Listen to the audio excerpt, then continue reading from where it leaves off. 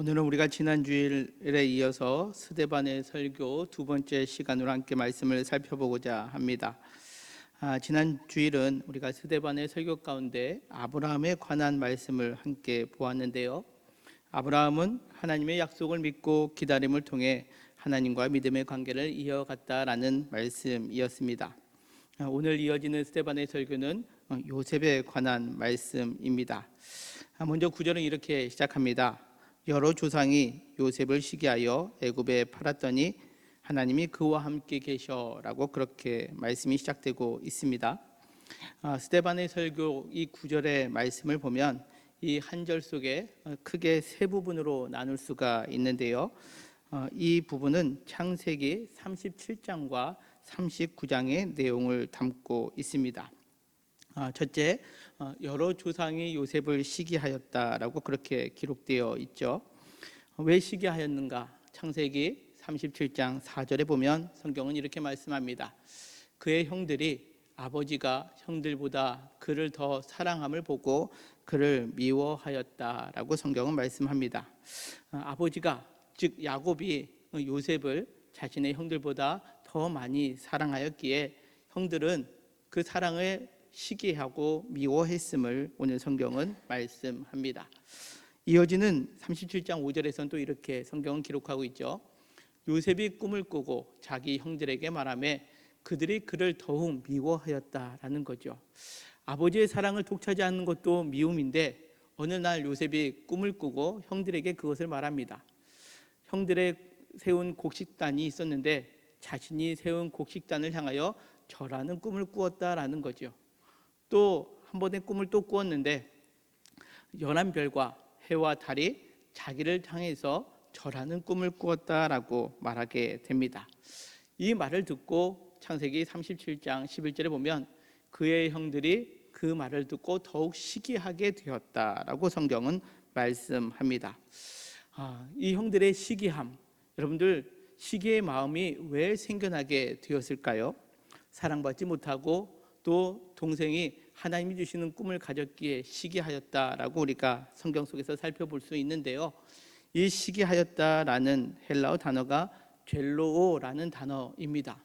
근데 이 젤로오라는 단어가 이 신약 성경 안에서 여러 가지로 해석되는 것을 보게 되는데 우리가 본 것처럼 부정적으로 사용될 때는 시기, 질투 이러한 단어로 쓰여져 있고요. 근데 이 단어가 긍정적으로 쓰여질 때가 있습니다. 어떻게 쓰여지고 있느냐? 사모하다, 열심을 내다 라는 단어가 이 오늘 시기로 번역되어 있는 젤로라는 단어라는 거죠. 자, 여러분들 자녀로서 아버지의 사랑을 받기를 사모하고 열심을 갖는 것 어찌 보면 당연한 것 아니겠습니까? 하나님의 백성이라면 하나님께서 주시는 꿈을 사모하고 열심을 갖는 것도 당연한 일일지 모르겠습니다. 그런데 이 하나님을 향한 그리고 부모님을 향한 그 사랑받기를 사모하고 열심히 그것이 어긋나게 될 경우 오늘 그 야곱의 아들들 즉 요셉의 형들처럼 시기의 마음을 갖게 됨을 우리에게 성경은 보여주고 있다라는 거죠. 그러기에 오늘 본문 사도행전 7장 9절에 있는 말씀처럼 이 시기를 통해서 부정적인 방향이 될 때 그 젤로라는 것이 사모함 열심인데 이것이 부정적인 방향이 될 때 우리의 삶 속에서는 이게 문제로서 드러나게 됨을 오늘 성경은 보여주고 있다라는 거죠. 이 시기의 마음이 어떻게 문제가 이루어지는지 다시 한번 7장 9절을 보면 요셉을 시기하여서 애굽에 팔았다라고 성경은 말씀합니다. 이 내용이 창세기 37장 28절에 기록되어 있습니다. 그때 미디안 사람 상인들이 지나가고 있는지라 형들이 요셉을 구덩이에 끌어올려 끈 20에 그를 이스마엘 사람에게 팔매 그 상인들이 요셉을 데리고 애굽으로 갔다라고 성경은 말씀합니다. 형들의 그 시기의 마음이 요셉을 애굽으로 가는 이스마엘 상인들에게 팔아버렸다라는 거죠. 젤로의 마음이 사모함 열심이 아니라 시기가 될 경우 행해서는 안 되는 모습을 행해서는 안 되는 모습을 지금 이 형제들이 행하고 있다라는 거죠. 자, 오늘 이 말씀을 통해서 우리는 우리의 신앙을 한번 점검해 보았으면 합니다. 우리는 이 시간 예배 가운데 하나님을 대하여 사모하는 마음으로 예배를 드리고 있습니다. 그리고 열심으로 예배의 자리에 참여하고 우리는 이 시간 예배 가운데 있습니다. 근데 그 사모함, 열심이 내 중심이 될 때 결국 언젠가는 다른 사람에게 해가 되고 시기가 되고 또 그 시기의 마음이 되돌이킬 수 없는 큰 문제로 이어져 있을 수 있음을 오늘 성경은 우리에게 말씀하고 있다라는 거죠. 바로 웃기는 오늘 우리가 말씀 가운데 내 마음 가운데 이 젤로의 마음, 하나님을 사모하는 마음, 그리고 열심을 갖는 이 마음이 그릇된 마음으로 변질되어서 시기의 마음이 되고 그 시기의 마음으로 다른 누군가에게 해를 끼치고 있는지는 않은지 오늘 우리의 삶을 다시 한번 되돌아볼 수 있는 오늘이 예배의 자리가 되기를 간절히 소망합니다. 결국 오늘 본문에서 요셉은 형들의 그 시기함으로 인하여 애굽에 팔려가게 되었다라는 거죠. 자, 요셉의 생애를 보면 참 억울하기도 하고 내가 왜 이런 고초를 당하고 이 고난을 당했나 라고 인생에 대해서 회의감을 느낄 수도 있다라는 겁니다. 다른 이도 아닌 형들에 의해서 하루아침에 먼 타국으로 팔려간 인생이 되었다라는 거죠. 그렇다면 여기서 우리는 이런 질문을 할 수 있습니다. 하나님께서는 왜 아버지의 총애를 받고 하나님께서 꿈까지 허락해 주시는 요셉을 이와 같이 형들의 시기함을 통해서 애굽으로 팔려가게 되었는가라는 거죠. 자, 그 이유를 오늘 9절 하반절은 이렇게 말씀합니다. 애굽에 팔았더니 하나님이 그와 함께 계셨다라고 그렇게 성경은 말씀합니다. 형들에게 시기를 받고 또 그 시기로 인하여 애굽으로 팔려갔는데 그런데 그 자리에 하나님이 그와 함께 하셨다라는 거죠. 이 부분은 창세기 39장에 자세히 설명되고 있는데요. 창세기 39장 1절 이하에 보면 성경은 이렇게 말씀합니다. 요셉이 이끌려 애굽에 내려가매 바로의 신하 친위대장 애굽 사람 보디발이 그를 그리로 데려간 이스마엘 사람의 손에서 요셉을 산이라 라고 그렇게 말씀합니다. 그러면서 이어지는 창세기 39장 2절은 이렇게 말씀합니다. 같이 한번 읽을까요? 시작. 여호와께서 요셉과 함께 하심으로 그가 형통한 자가 되어 그의 주인 애굽 사람의 집에 있으니 라고 그렇게 말씀합니다. 자, 우리가 조금 전에 보았던 사도행전 7장 9절에 있는 말씀과 동일한 단어가 기록되어 있죠. 여호와께서 그와 함께 하심으로입니다. 자, 이어지는 창세기 39장 3절에서도 또 동일한 내용이 등장하는데요. 같이 읽겠습니다. 시작. 그의 주인이 여호와께서 그와 함께 하심을 보며 또 여호와께서 그의 범사에 형통하게 하심을 보았더라. 아멘. 그렇습니다. 노예로 팔려갔는데 그 애굽 사람의 주인이 이 요셉을 볼 때에 그 요셉을 보는 순간 하나님이 그와 함께 하셨다라는 것을 보았다라는 거죠. 그리고 하나님께서 그의 범사에 어떻게 해요? 형통하게 하심을 보았다라고 성경은 말씀합니다. 자, 성경을 한 군데 더 보겠습니다. 창세기 39장 23절입니다. 같이 읽겠습니다. 시작. 간수장은 그의 손에 맡긴 것을 무엇이든지 살펴보지 아니하였으니 이는 여호와께서 요셉과 함께 하심이라. 아멘. 그렇습니다. 자, 노예로 팔려온 것도 억울하지 않습니까?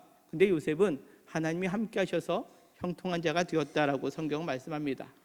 그래서 가정의 총무가 되었는데 이 보디발의 아내가 이 요셉을 유혹합니다. 그래서 요셉은 이 유혹을 뿌리쳤죠.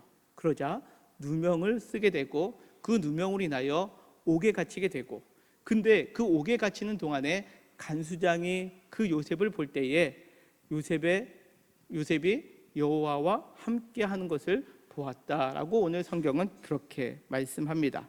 그리고 이어지는 말씀이 무엇이냐? 39장 23절 하반절에 보면 여호와께서 그를 범사에 어떻게 해요? 형통하게 하셨다라는 거죠. 자, 창세기 39장 2절, 3절 그리고 23절 모두 여호와께서 요셉과 함께 하셨다라고 그렇게 말씀 가운데 나옵니다. 근데 그때의 요셉의 상황은 어떠합니까? 애굽으로 팔려갔습니다. 노예 생활을 하고 있습니다. 심지어 그 노예 생활 가운데 나아지는 것이 아니라 억울한 누명까지 쓰여지게 되어서 감옥 생활까지 하는 그 순간에 성경은 뭐라고 말씀합니까? 여호와께서 함께 하셨는데 그가 형통한 자가 되었다라는 거죠. 자, 우리가 생각할 때 하나님께서 함께 하신다면 여러분들 이 상황이 맞다라고 보십니까? 우리가 생각하기에 하나님께서 함께 하시면 노예 생활에서 벗어나야죠. 하나님이 함께 하시면 감옥 생활에서 벗어나야죠. 하지만 창세기 39장에서는 하나님이 요셉과 함께 하시는데 상황은 더 나빠지는 상황 가운데 있었다라는 겁니다. 우리 인생도 그럴 때가 있습니다.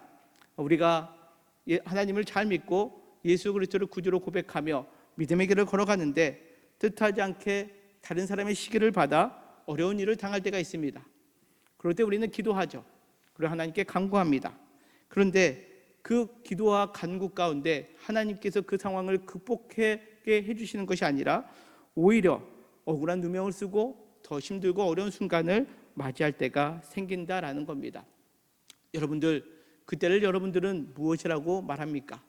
오늘 성경에서는 그것을 형통이라고 말하고 있다라는 거죠. 형통, 우리가 생각할 때에는 만사 형통, 만사가 잘 풀리는 것을 우리는 형통이다라고 그렇게 우리는 생각합니다. 오늘 본문에 요셉의 상황을 우리는 결코 형통이라고 말하고 싶지 않습니다. 그런데 성경을 좀 아는 분들은 이렇게 이야기하죠. 이 과정이 있었기 때문에 요셉은 애굽의 총리가 되었다라고 그렇게 말합니다. 제가 성경을 좀 아는 분들이라는 표현을 썼습니다. 죄송합니다. 왜냐하면 성경을 좀 알게 되면 우리가 요셉이 이 하나님과 함께 하심으로 형통한 자가 되었고 이 옥에서 이제 극복하여서 애굽의 총리가 되었다. 이것이 우리는 형통함이다라고 생각할 수 있습니다. 그런데 성경을 잘 살펴보면 이 요셉을 향하여 여호와께서 요셉과 함께 하심으로 그가 형통한 자가 되었다라는 것이 창세기 39장에 3번 등장하는데 우리가 생각하는 형통이 요셉이 애굽의 총리가 되는 순간이었다면 그때의 형통이라는 단어는 과연 몇 번 나올까요? 한 번도 나오지 않는다라는 겁니다. 우리가 성경을 자세히 살펴보면 이 요셉을 향하여 어렵고 힘든 순간에는 하나님이 함께 계셔서 그가 형통한 자가 되었다라는 표현이 나오는데 정작 우리가 생각하는 형통의 모습, 애굽의 총리가 되었을 때는 성경에서는 그를 향하여 형통한 자가 되었다라고 말하지 않는다라는 겁니다. 우리가 생각하는 형통, 고난 가운데서 결국 총리가 되는 그 요셉을 바라보며 그렇지, 저게 형통이야 라고 말하고 싶은데 성경에서는 그걸 형통이라고 하지 않고 오히려 시기를 받아 팔리고 노예가 되고 감옥에 있는 순간에 하나님이 함께 하심으로 인하여 형통한 자가 되었다라고 말하고 있다라는 겁니다. 이것은 우리가 생각하는 형통과 성경에서 말씀하고 있는 형통이 다르기 때문에 그렇다라는 거죠. 어떻게 다릅니까? 바로 형통은 우리가 만사가 술술 잘 풀리는 것이 형통이 아니라 하나님이 함께 하시는 그 자체가 형통임을 성경은 우리에게 말씀하고 있다라는 거죠. 우리에게 형통은 어떻게 다가오고 계십니까? 오늘 말씀을 듣는 우리 사랑하는 성도 여러분, 우리의 형통은 세상에서 잘 풀리는 것이 형통이 아니라 어떠한 순간 가운데 있다 할지라도 심지어 우리가 시기를 당하고 억울한 일을 당하고 그 누명을 쓴다 할지라도 그 자리에 하나님이 함께 계셔서 우리에게 형통함이 됨을 믿음으로 고백하는 오늘 예배의 자리가 되기를 간절히 소망합니다. 자, 그 형통함으로 이어지는 말씀이 10절입니다. 같이 읽겠습니다. 시작. 그 모든 환난에서 건져내사 애굽 왕 바로 앞에서 은총과 지혜를 주심에 바로가 그를 애굽과 자기 온 집의 통치자로 세웠느니라 라고 말씀합니다. 여기서 우리가 집중해야 보아야 될 것이 있다면 그 모든 환난에서 건져내사라는 뜻입니다. 잘 보시면 요셉은 자신의 노력으로 인하여 노예 생활을 극복했다라고 말하고 있지 않습니다. 옥중에서 벗어났다라고 말하고 있지 않습니다. 요셉의 입장에서는 누군가에 의해서 건져냄을 당한 것을 의미합니다. 그 주체가 누굽니까? 하나님이시라는 거죠. 이것이 하나님이 함께하는 사람의 모습입니다. 하나님이 함께하는 사람은 인생의 주어가 나에서 하나님으로 바뀌는 삶을 살아가는 것을 의미합니다. 내가 하나님의 형통을 누린다라는 것은 다른 것이 아니라 내 인생의 주어가 하나님으로 바뀐다라는 거죠.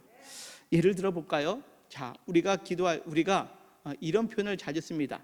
내가 기도했더니 하나님께서 응답해 주셨다. 여러분들, 우리가 이런 표현 종종 쓰지 않습니까? 자, 여기에서 주어는 누굽니까? 사실 납니다. 내가 기도하였더니 하나님께서 응답해 주셨다라는 거죠. 주어는 나고 하나님은 나의 조력자가 되었다라는 뜻으로 우리가 이해할 수 있습니다. 그렇다면 이 문장을 하나님의 주어로 바꿔보면 어떨까요? 하나님께서 나로 하여금 기도하게 하셨고 그 기도에 응답하여 주셨다. 이것이 하나님의 주어된 삶을 살아가는 모습이다라는 거죠. 오늘 여러분들 하나님이 함께하고 계십니까? 그렇다면 나의 삶의 나의 삶의 주어가 누구인지를 되새겨 볼 수 있는 오늘 예배의 자리가 되었으면 합니다. 하나님이 나와 함께 하신다고 했는데 여전히 내 삶의 주인은 나이고 하나님은 단지 나의 조력자가 되고 있다면 하나님이 함께하는 삶이 아니고 그 삶 속에 하나님의 형통함을 누릴 수 없다라는 겁니다. 바라옵기는 오늘 말씀을 통해서 우리 모두 하나님이 함께하는 삶을 살아감으로 인하여 우리의 모든 삶의 주인, 우리의 주어가 하나님이 되는 형통한 삶을 누리는 우리 모든 성도님들 되시기를 간절히 소망합니다. 자, 다음으로 애굽 왕 바로 앞에서 은총과 지혜를 주시매라고 성경은 말씀합니다. 요셉은 그 모든 상황을 건져냄을 당할 때에 무엇을 가지고 행하느냐? 오늘 성경에서는 은총과 지혜다라고 성경은 말씀합니다. 이 은총과 지혜 또한 하나님으로부터 부여받는 것을 의미합니다.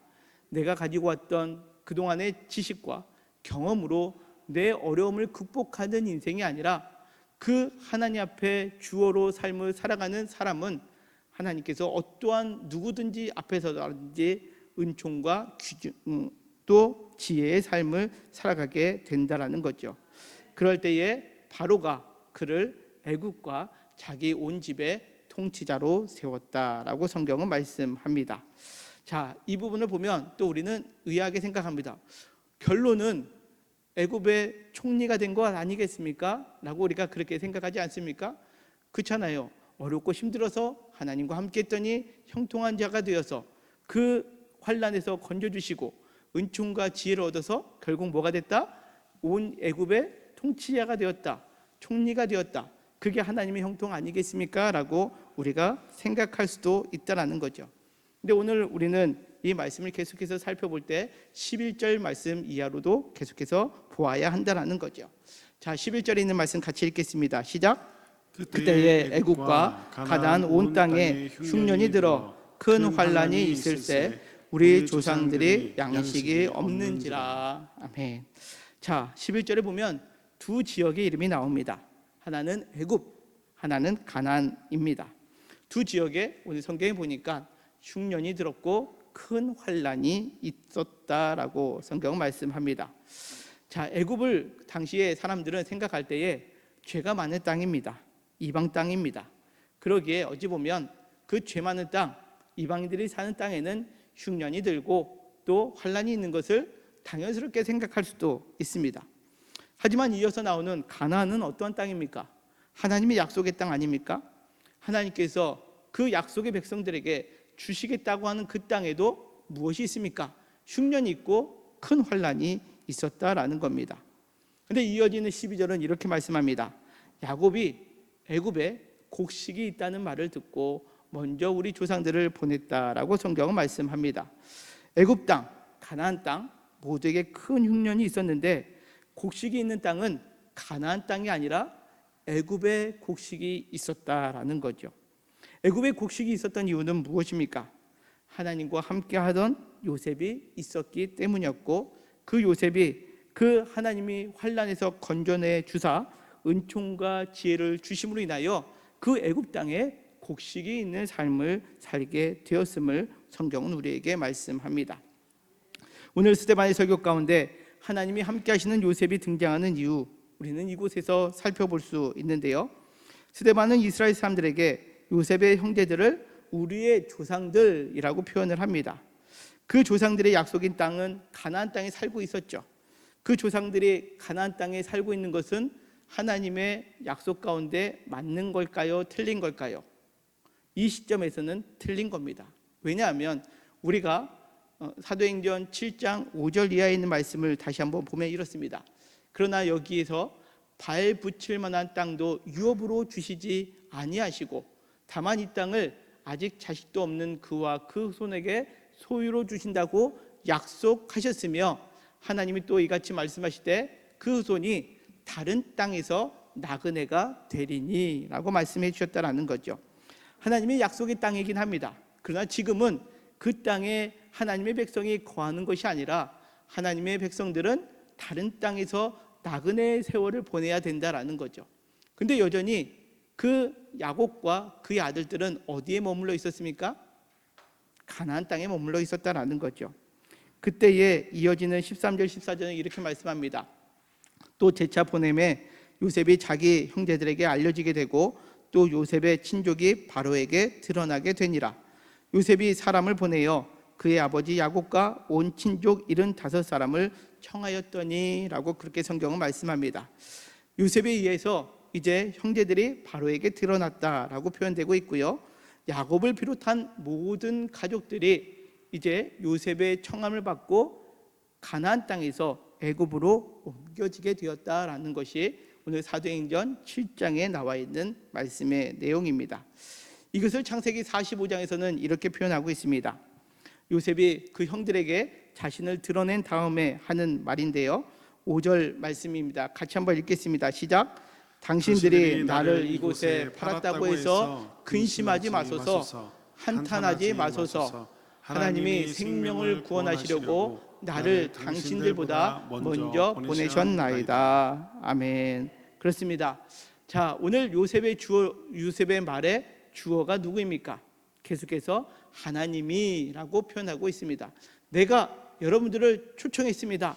내가 여러분들을 구원했습니다 라고 표현하지 않습니다. 계속해서 하나님이 함께하는 요셉은 그 형들에게도 표현할 때에 당신들이 나를 이곳에 팔았다라고 근심하지 말고 한탄하지 말고, 왜? 하나님이 생명을 구원하시려고 나를 당신들보다 먼저 보낸 거야 라고 말하고 있다라는 겁니다. 뿐만 아니라 7절과 8절은 또 이렇게 말씀합니다.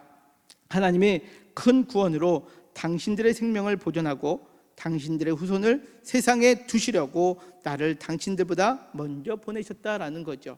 하나님의 약속이 그 가나안 땅에서 보존하기 위하여 너희들을 이방 땅에서 잠시 나그네가 되게 하였는데 그것을 이루기 위하여 지금 내가 먼저 이 땅에 와 있던 겁니다 라고 표현하고 있다는 거죠.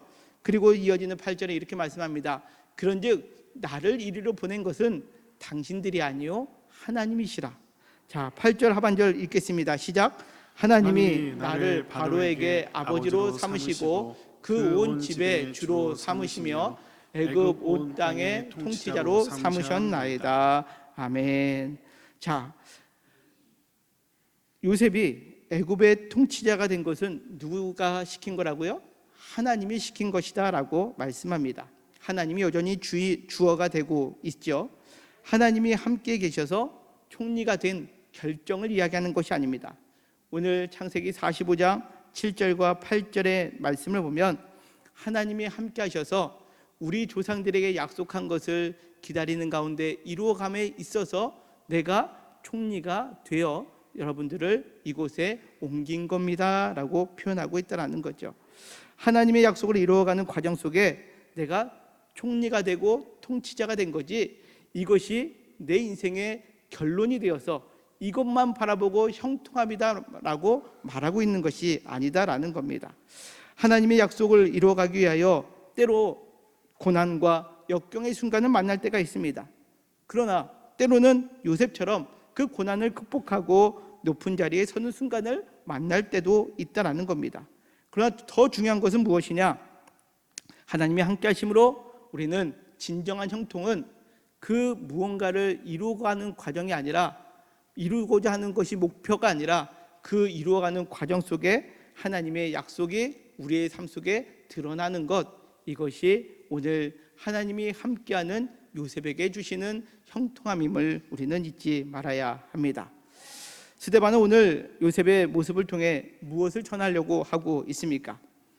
스데반 당시에 이스라엘 백성들은 성전 중심의 신앙이었음을 우리가 지난 시간에도 말씀 가운데 나눴습니다.